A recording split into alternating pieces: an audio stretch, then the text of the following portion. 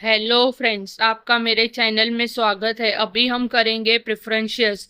Preference share क्या होता है? प्रेफरेंस शेयर जैसे नाम से ही पता चल रहा है, इक्विटी शेयर से कुछ डिफरेंस राइट होने को हमें इसको प्रेफरेंस शेयर कहते हैं। As the name indicate, these shares having certain preferential right distinct from those attached to equity shares. The shares which carry following preferential rights termed as a preference share. Okay, right to pay dividend during the lifetime of the company। अगर company को profit है, नहीं है, कम है, जितना percentage इनको देना है उतना देना है, ये उस पर प्रेफरेंस इंजॉय करते हैं, तो हमें ये इनको पेमेंट करना है। इक्विटी शेयर होल्डर्स को कैसे प्रॉफिट कम होता है तो कम देते हैं, ज़्यादा होता है तो ज़्यादा देते हैं, पर प्रेफरेंस शेयर्स को हमें देना ही पड़ता है। A preference right add to the return of capital in the event of winding up of the company। जब भी कंपनी बंद हो रही है वो टाइम पे भी इनको प्रेफरेंस मिलता है कि आपको पहले पेमेंट हम करेंगे, तो इसके वजह से ये प्रेफरेंस शेयर बोले जाते हैं और इनको ये दो राइट इक्विटी शेयर से अलग हैं।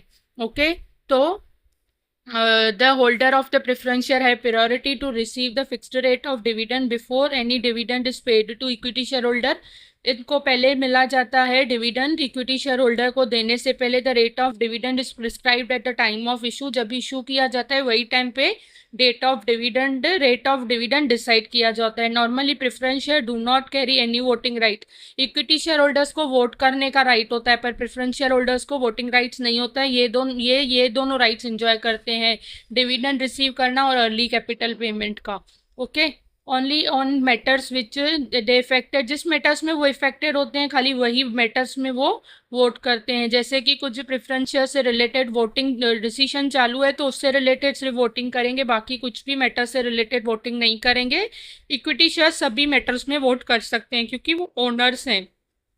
चेंज करना है कुछ तो प्रेफरेंस शेयर्स में तो ये कर सकते हैं। और इफ डिविडेंड रिमेन अनपेड, अगर डिविडेंड वगैरह नहीं पे किया हुआ है तो हम इसमें ये प्रेफरेंस शेयर्स बीच में आ सकते हैं। ओके, द प्रेफरेंस शेयर को आर द को owners of the company but not a controllers. Controllers होते हैं इक्विटी शेयर होल्डर, पर प्रेफरेंस शेयर होल्डर कंट्रोलर्स नहीं होते हैं, खाली को ओनर्स होते हैं। इक्विटी शेयर होल्डर्स ओनर्स होते हैं, रियल ओनर्स होते हैं, क्योंकि वो रियल रिस्क बियर करते हैं। इनको रिस्क इतनी नहीं है, ये सेफ इन्वेस्टमेंट है, डिविडेंड भी मिलेगा, रिपेमेंट भी मिलेगा, तो ये रिस्क कम लेते हैं। तो ये क्या है? सेफ पेमेंट है, safely interested in. Normally these share types of investors are safe investment. ये सेफ इन्वेस्टमेंट में बिलीव करते हैं क्योंकि इनको रिटर्न भी सेफली मिल रहा है और पेमेंट भी। और इक्विटी शेयर रिस्की होते हैं, तो क्या हो गया? ओनर्स हैं, को ओनर्स हैं, कंट्रोलर्स नहीं हैं, और ये सेफ्टी इन्वेस्टमेंट है। ओके, वो वांट्स स्टीडी रिटर्न्स, मतलब क्विक रिटर्न्स चाहिए और अच्छा रिटर्न्स चाहिए तो वो प्रेफरेंस शेयर में इन्वेस्ट करते हैं। अभी फीचर्स ऑफ प्रेफरेंस शेयर्स क्या है?